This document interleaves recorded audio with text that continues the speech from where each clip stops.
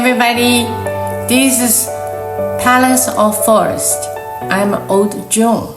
Today we are going to talk about the country, South Africa. Some people ask me why I often go to those strange countries. Because I did scrap business, and after China became popular in 1980s, advanced countries were gradually dominated by Chinese buyers direct. So I had to seek a livelihood in less familiar places.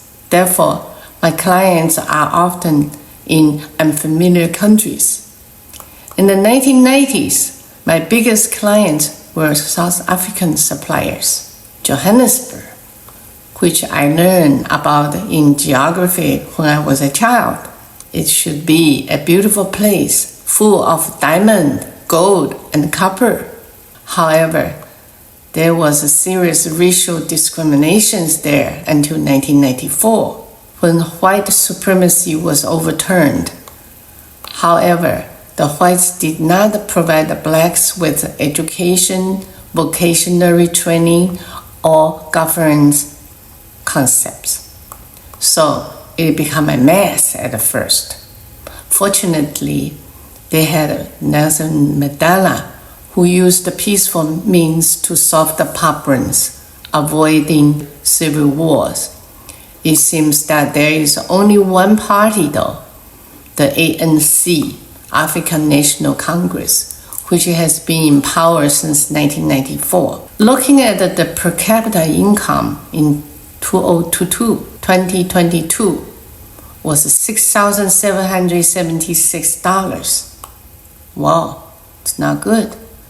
This country is such a resource-rich country. The GDP per capita should be better. South Africa, with reserves of gold, copper, diamond, uranium, chromium, manganese, among the world's top.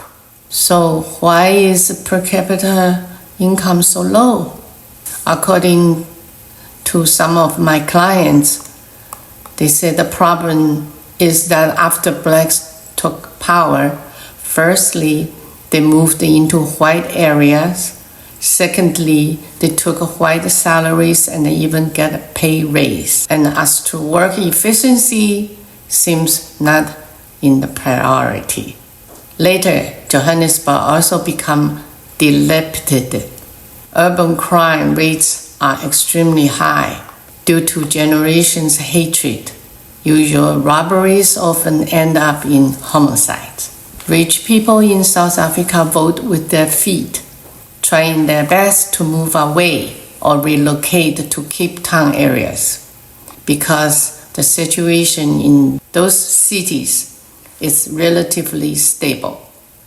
What's fascinating about South Africa is Sun City, with extremely luxury resorts and zoo. Its architectures and decorations have both European style and African roughness. All animal sculptures are very vivid, mostly the life size as real animals, as they were alive. Very vivid. The city was built in 1979, presumably during the heyday of South Africa. Kruger National Park is one of the earliest parks where people are confined to their cars and animals roam freely. The problem is that animals rarely come out during the daytime. It's hard to see an animal.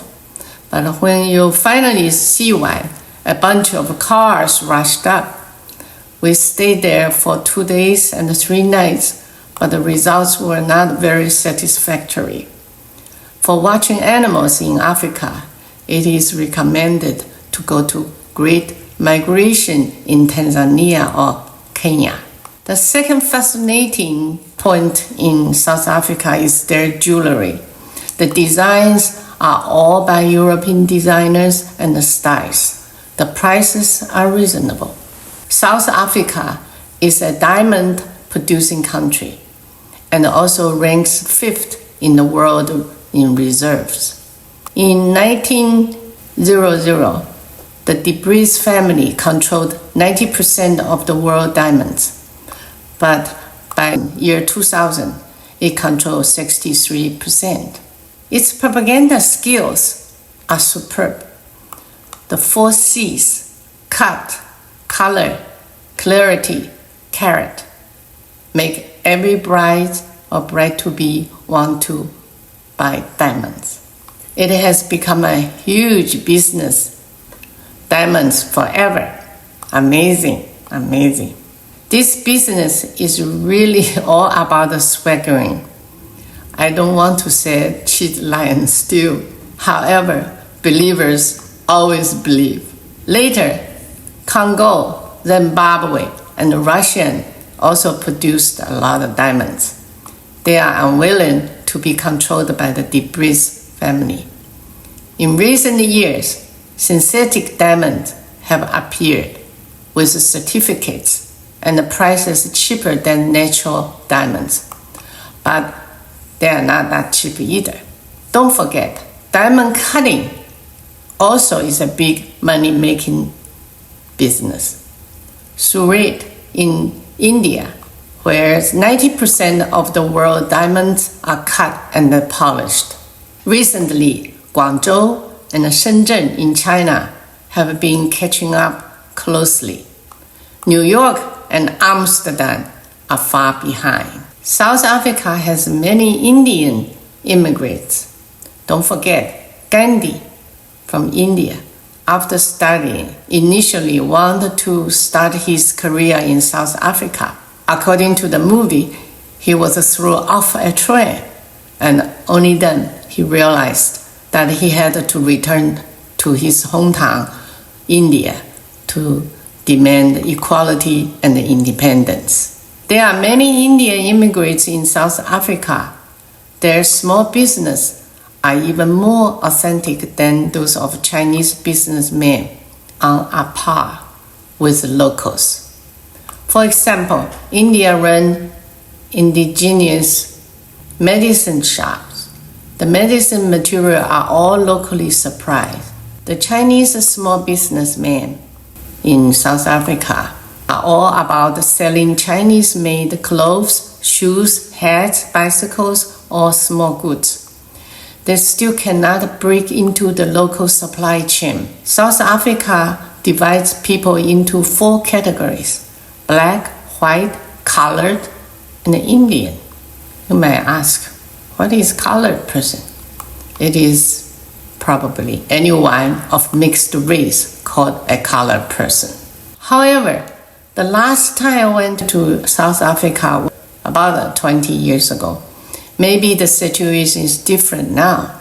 In fact, at the age of geography discovery, the Portuguese arrived at the Cape of Good Hope in 1488, and the Dutch followed closely, establishing the Dutch East Indian Company in South Africa. In 1652, later, the British East Indian Company probably followed suit. The British began to prosper in the 17th century.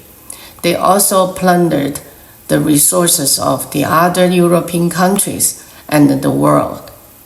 In South Africa, the British were latecomers, but they were not soft-hearted either. They clashed head-on with the Boers.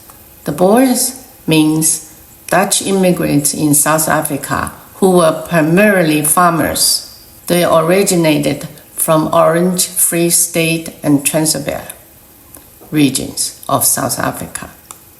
The British saw South Africa as an inevitable game.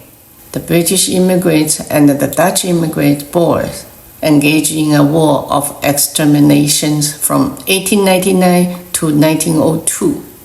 The British won, but the Boers did not surrender. Moreover, they continued to wage guerrilla warfare. It is said that the terrible things about this war was the use of concentration camps.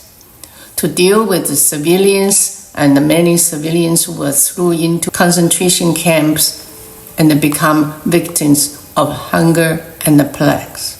The Boers also insist on racial segregation. The British abolished slavery in 1834, 30 years earlier than the United States. But whether it was truly abolished or just a facade, the Boers were not moved. It wasn't until 1994 that they were fully reformed. It's hard to make up for lost time. South Africa is probably one of the discordant members of the British Empire. The British Empire began to decline after World War II. However, the British are a very politically savvy group. They established the Commonwealth realms, mainly Canada, Australia, New Zealand, a total of 16 countries. Another type of Commonwealth of Nations, a total of 56 countries, including almost all the former colonies of the British Empire. This is with the British monarch as head of state, but all the internal affairs or foreign affairs you dominate by yourself. Each country governs itself. South Africa withdrew from Commonwealth in 1961, then because of the apartheid, and rejoined in 1994. Although South Africa is a member of the British Commonwealth, it is actually estranged because South Africa is not white Anglo-Saxon Protestant, the so-called WASP, W-A-S-P. The Boers speak Afrikaans, which is different from English, combining Dutch, English, and dialects. The world is ever-changing. In recent years, South Africa, as one of the BRICS initial countries, is often seen in the news.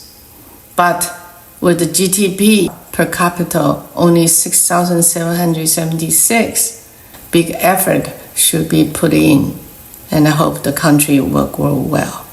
We stop here today, and please recommend to your friends, and see you again.